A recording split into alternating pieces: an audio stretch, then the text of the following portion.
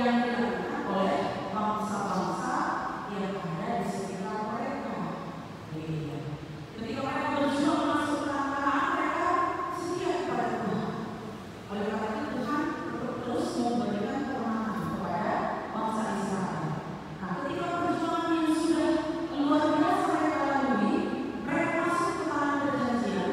Ternyata tantangannya bukan lagi dari musuh yang kedua, tetapi dalam diri kita mereka sendiri yang melihat orang-orang di sekitar mereka hidup melakukan penyembahan-penyembahan kepada dewa-dewa yang terdapat di sekitar tempat mereka itu, yang mereka anggap bisa membawa kebahagiaan, membawa berkah bagi mereka.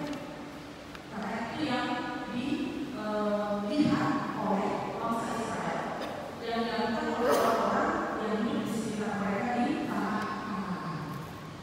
Nah, oleh karena itulah ya, Yosua sebagai pemimpin memberi tantangan kepada bangsa Israel. Sebetulnya dari kitab bacaan kita ini tadi, dari Efesus itu tadi adalah dari Lokasio tadi, itu bisa dikatakan pidato Yosua yang terakhir. Ya. Jadi dia berikan tantangan kepada bangsa Israel. Nah, dia katakan siapa yang akan mereka sembah, siapa yang akan mereka layani di kehidupan mereka. Apakah mereka akan tetap setia kepada Tuhan, atau mereka beralih ke dewa-dewa yang ada di sekitar mereka yang disembah oleh bangsa-bangsa di luar dari bangsa Israel. Nah, sementara Yosua mengatakan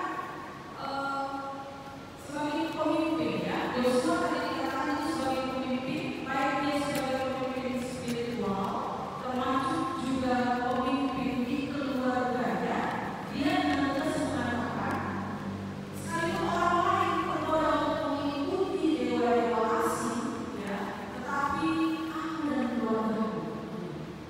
dan keluargaku itu tetap setia kepada Tuhan. Inilah ketegasan seorang pemimpin terhadap orang-orang yang dipimpinnya, termasuk juga keluarga.